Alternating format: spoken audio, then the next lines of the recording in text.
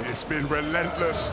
Predoxy's trio have had the better of them of late, but can they do it again? We know both teams can do incredibly well when they survive off spawn, but surviving part is the hardest.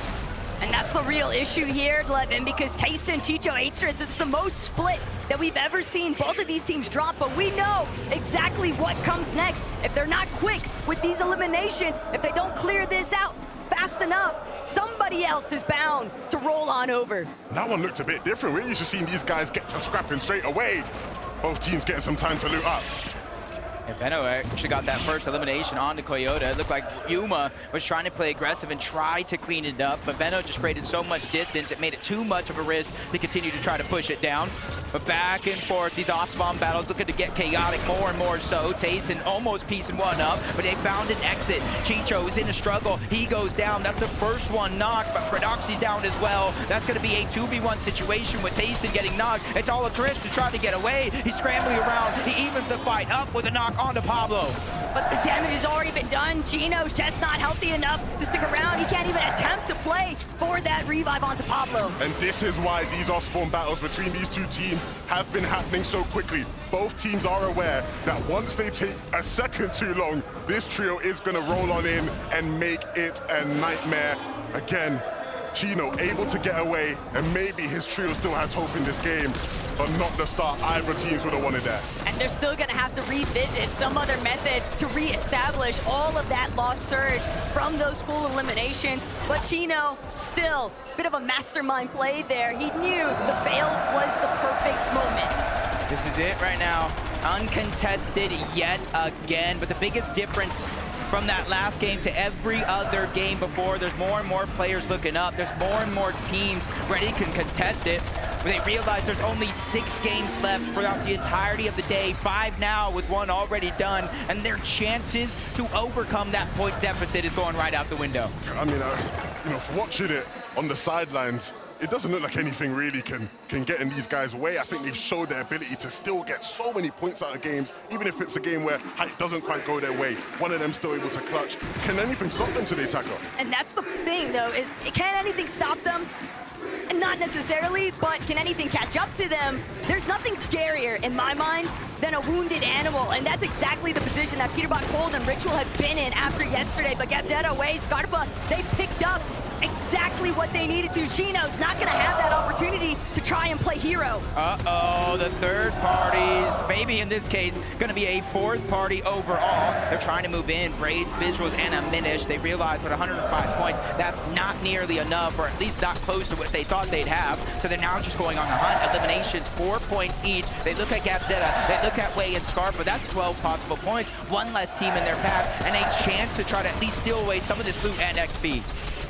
Thinking about Gabzetta, Way, and Scarpa having priority control right now, though, on the Queen. Braids and Minish Visuals, they see just how distracted Gabzetta, Way, and Scarpa truly are. They are lurking, they are creeping up ever so steadily, perfectly concealing themselves, but this is where patience and trigger discipline really come into effect. But another team, that's a 5th party. A 5th party's now coming in towards the side. So even though Braids and Minish and Visuals are trying to lurk and grab some eliminations, surprise attack 1, they could be the ones that's happening to them. But Kadu, Tisco, Striker, instead of going for a lurk, they just immediately take the high ground. They said, hey, if you guys want to rotate out of Ranger's Ruin, you're going to get tagged up the entire time. I still have no idea about a Minish's team just waiting in the wings.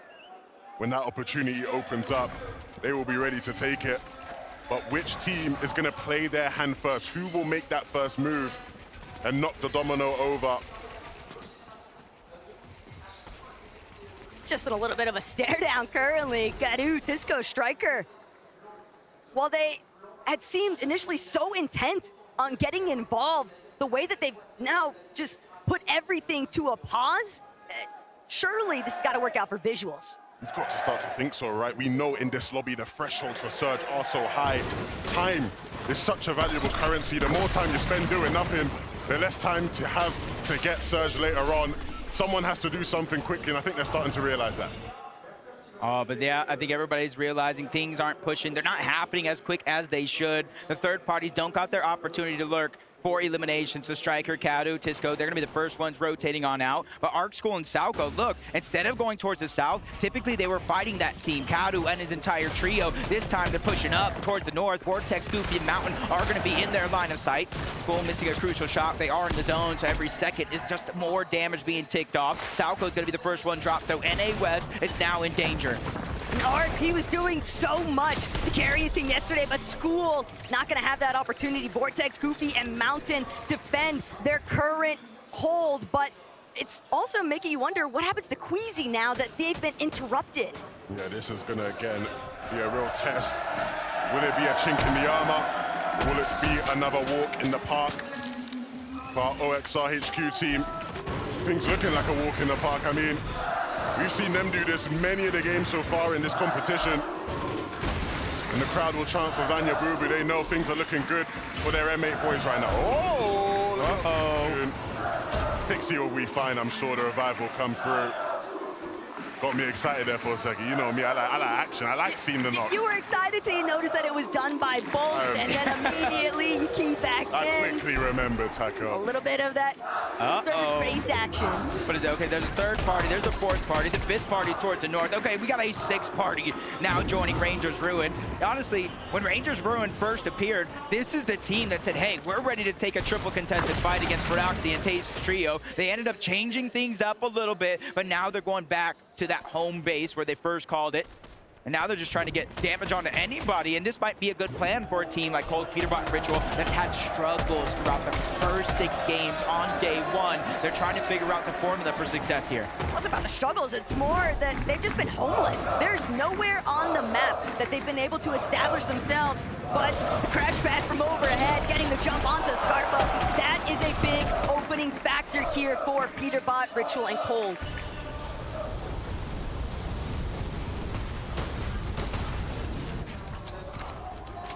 Pixie Amzo Higgs, business as usual. And here's the thing about this team is they know how to fight. They know how to play for Surge. And I think that's why we see them in the top 10. It's just they kind of have the little hiccups, the little speed bumps towards the end game, maybe getting a little bit too aggressive, playing as individuals, and we do see them kind of stuck as duos. This game around, I want to see a change up. I want to see no matter what happens, right or wrong play, they stick as a full trio, because when you do that, sometimes miracles can happen. But you're seeing kind of one side, the north side of the map, kind of getting a little aggressive. Teams just trying to push each other in order to get their Storm Surge. On the south side of the map, with the zone pulling over in this direction, this is where you're going to see more and more of those Surge bases set up.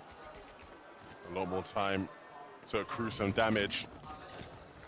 A lot more flexibility here. Panzer, big weekend for him. And he's delivering so far. He's with 2 experienced LAN players. But he's shown that he can hold his own. SETTY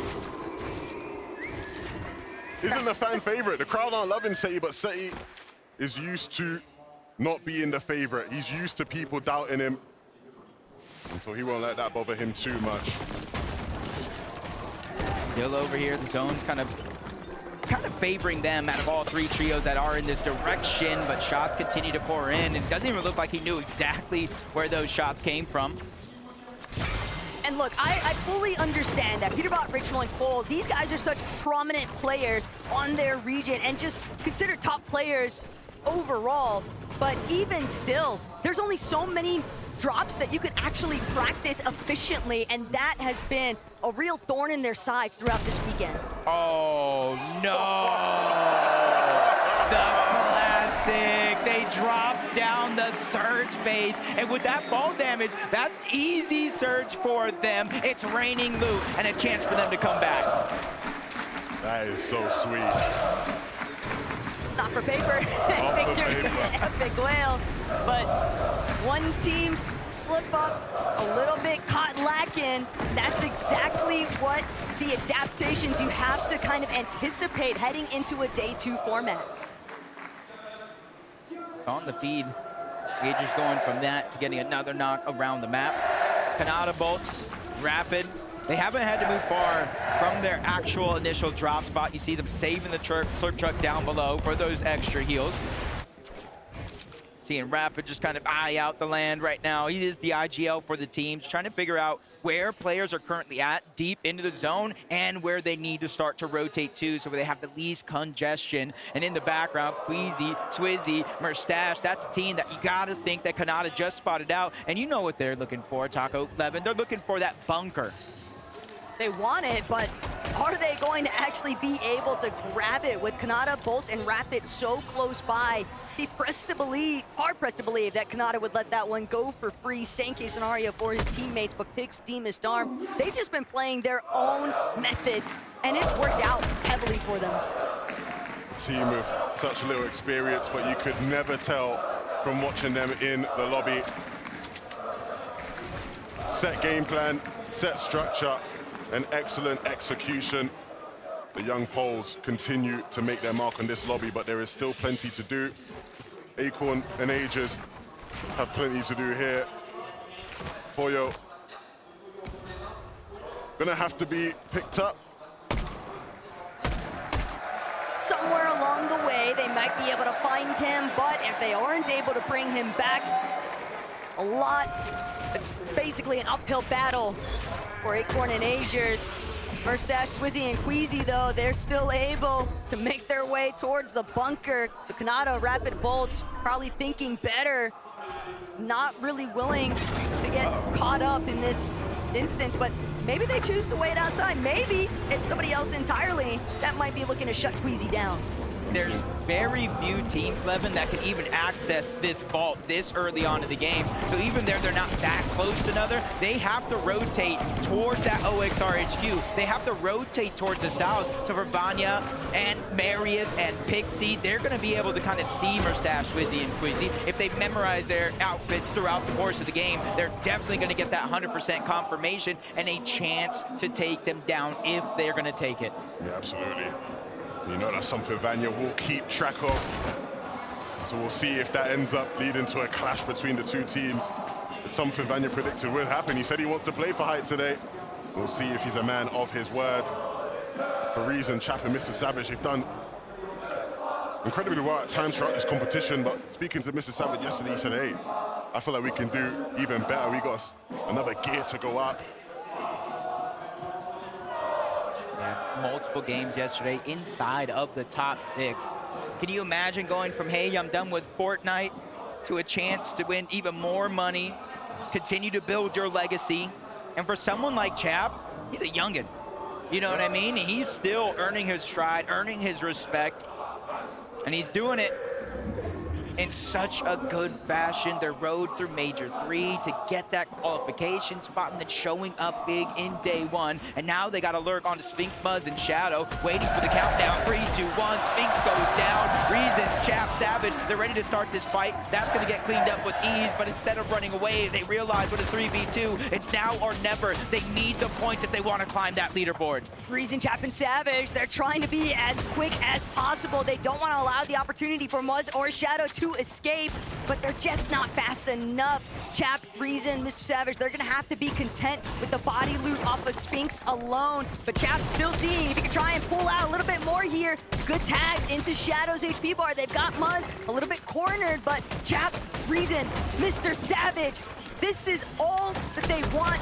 They're stuck just outside Edge's zone, and they know if they clear out Muzz and Shadow, they're gonna have free rotation path with nobody left behind them. See Reason, his instincts are to make plays happen. You don't want to be too ambitious, don't want to give them any room to put your team in a bad situation. Mr. Savage taking a big chunk of damage, and that will slow things down just a moment. And again, they did well to get the first. Of course, they want even more out of this. They know these guys are going to be weak, these guys are going to be on the back foot, so they'll continue to pressure, but let's not make any mistakes here, boys. Yeah, they're out of zone. They're kind of thinking not too many teams even hear the noise, but get Zed away and Scarf, but they definitely do, and they're moving in. But Muzz goes down. Chap trying to finish this fight, and they do so. Savage takes down Shadow, but the third party is now making it hard for them to survive. That's the way to do it. You saw Savage, Chap, both shotguns in hand, playing together, taking advantage of the man advantage, and now that puts them in a much more favorable position. Well played from Chap, Savage, and Reason. Not the same story though for Clicks. Visuals, Braids, and Diminished. Since it didn't work out at Rangers Ruin, they're gonna have to find that surge elsewhere. And unfortunately, it's only Clicks, last man standing from his team and just being absolutely battered. There's no way he's gonna be able to withstand the pressure. Braids, Visuals, and Diminished coming out on top. Not every day you see teams carrying away that minigun just to melt through those builds. You're not going to be able to hold the box at all, but this is exactly how that fight started. A lurk play coming out of a minute. He dropped a mini shed on Hig's head, and they went in and cleaned up that last elimination onto Clicks. And you can see the frustration on Clicks' face when he went down. Such a frustrating way to get out of this game. And they'll have to hit the drawing board. Malabuko walks being all it takes is a quick pan over. And M8 is going to send a surging roar through this arena. That has got to be such an amazing feeling. But saw a glimpse of Mustache just now, and this could be trouble brewing for both of these teams. Yeah, and you know, Taco, you'll know better than anyone else commentating over this trio this year. They're so good when it comes to momentum. They pick up that first win, they keep things rolling. This game will be a big sign of whether or not these guys are really here to play in this competition, whether it was a one-hit wonder. Especially after that Game 7 win being in such a commanding fashion too, but that's the gameplay that we were almost expecting to see in day one. But as long as they manage to capture that kind of performance in this secondary day, there might not be a point amplifier, but there's still plenty of opportunity to catch up on some positioning in the leaderboard. Yeah, I'm always saying you got to leave no regrets behind when you play on such a big stage like this with a huge life-changing amount of money. And I think yesterday, some teams may have played just a little bit too safe compared to how they played during the majors to qualify for this global championship. Being able to go back last night, VOD review, and really figure out what was going wrong. You're seeing a more aggressive pace coming out from some of these teams. Not exactly every step of the way, but when they get a key knock, when they get some good damage, they're now starting to play more and more aggressive, and most importantly so, more and more teams, just like Pollo, Agers, and Acorn that we see here, are willing to contest that high ground in the later portions of this game. Gentlemates will certainly be happy to see Pollo back up and in the running, but you have to wonder, Levin, what does their surge actually look like? They seemed a bit desperate there, trying to find some additional surge trades with Agers, Acorn, and Pollo, but it's the backdrop pressure. iDrop catching Acorn completely off guard, but there's such a direct path that they have to take into zone. They can't sit outside any longer, and it's just making them too prone to being picked off in the process. Yeah, this is going to be a tough game to fight your way back into. So many of our teams here just set up so well. Everything looking incredibly cozy for Dimash, Dharma, and Pix right now. And they'll continue to pressure some of the teams looking to make their way on into that safe zone.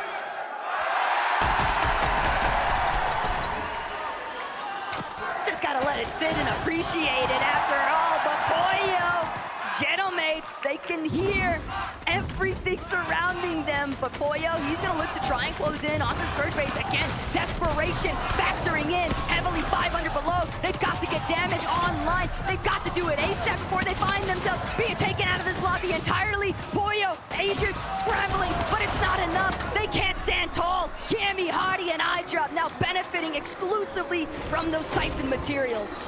Cammy could smell the desperation on those guys, and they capitalize.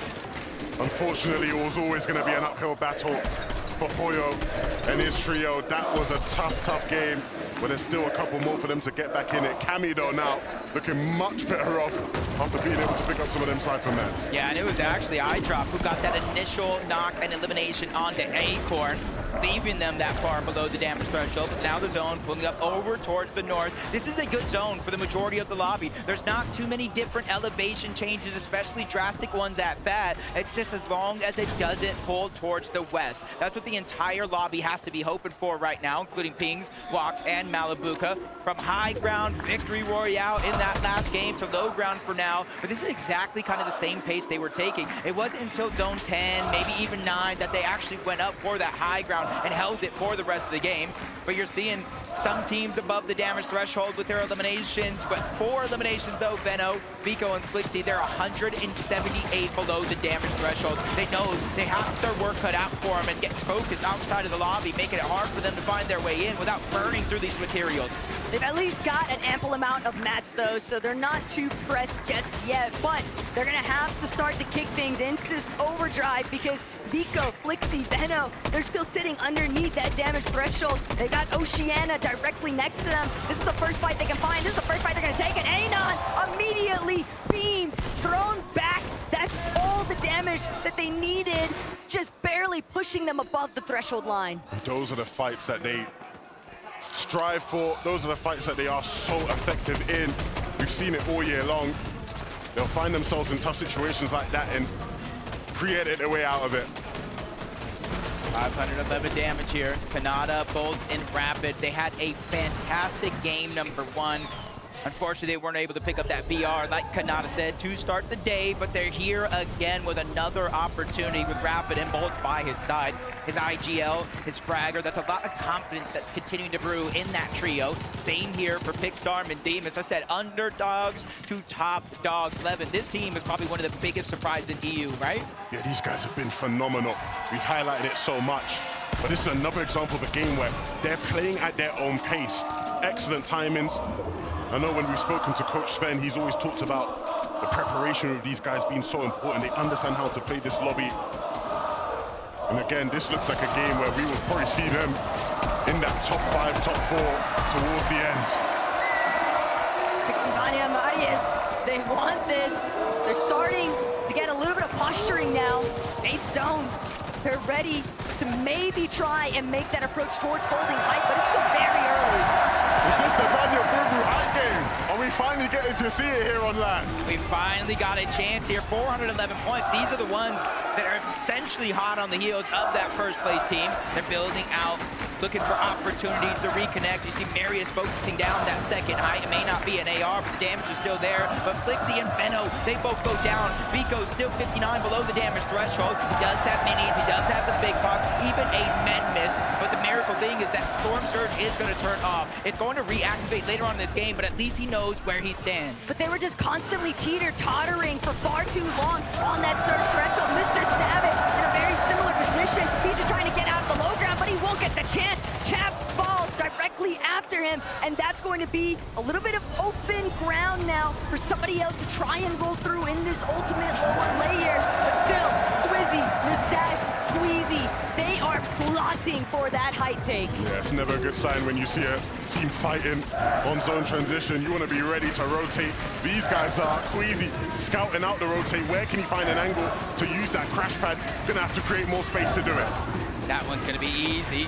Gets to the other side with ease. He's not even distracted by the other players in his path. He knows, get to the front side of zone, control the pace, control the tempo, worry about it later. And there's very few players next to him on that side. Cammy, iDrop, Hottie going to be one of them. But on the high ground, there's not been very many teams that can contest them. Pixie, Marius, Vanya, this could be their chance to get that BR. And they get another elimination on the pump. Can they clean it up though?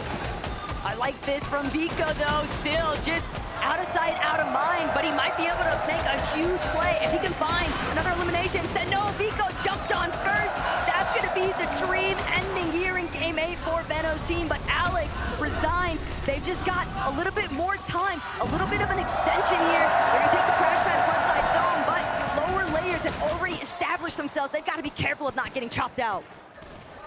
Pixie, Darm, Demus, waiting till the last second, crash pad into the front side of zone. Swizzy, Mustache, Queasy, they have the materials. They did not play for the high ground. They're okay being down low in the dirt. They know they're the most dangerous team at this event, especially if you run into them. Kanata, Bolts, Rapid, scrambling around, trying to heal up. The splash is coming out, but that's the last of the white heals that Kanata has in his inventory. Up above, there's a team trying to put pressure down. You see them scrambling and forcing them to split up momentarily. The respect, though, from Queasy to still make the commitment towards the low ground. Meanwhile, Bolts, Kanata, Rapid, just doing everything they can to try and keep themselves up and in the running here. But iDrop, Cammy, they're still looking to break through. They recognize there's an opportunity here. There's a team that might be weak, but they're shooting into a box that nobody's even inside. Those going to the south, they got lots to figure out. Swizzy Queasy now as a duo. We've seen them dominate from the skies, but how good can you guys take it? Swizzy wants it, looks to chop. Pixie, Marius, Vanya, they've held on well for now, but this is the hard part. Can they continue to hold on as the 11th zone ends? See the double pump coming out from Marius. That's not going to deal a ton of damage or even pressure. Marius is dropping down along with Pixie, staying to the backside of zone. They're making sure nobody can flank him as Bolts takes down Cammy. He is a solo champion on land before, and third parties. He's looking to have a masterclass performance here. 600 points. Swizzy is just trying to keep them going across that finish line, scrambling in and outside of the zone. The Slurp Juice just a little too late. He just can't do it. Storm Sickness coming into effect. They spent so much time outside of the zone, but now Watts trouble on the high ground here for Vanya. Boo Boo. Watts still trying to see if he can commandeer it for himself. Gonna have to use the Flowberry Fizz. Probably only a matter of seconds before he might get chopped down or force the drop and enter the fight down below. Panzer, SETTY, and Yapko, the 11, they're so healthy. Yapko, they're looking strong, but can they close it out on the low ground? Demush will fall. And so now, SETTY, Panzer, Yapko looking to remind the rest of the competition that they are in it for the win. Watts has no more HP to hold on. The tree will be the only thing stopping it. They just need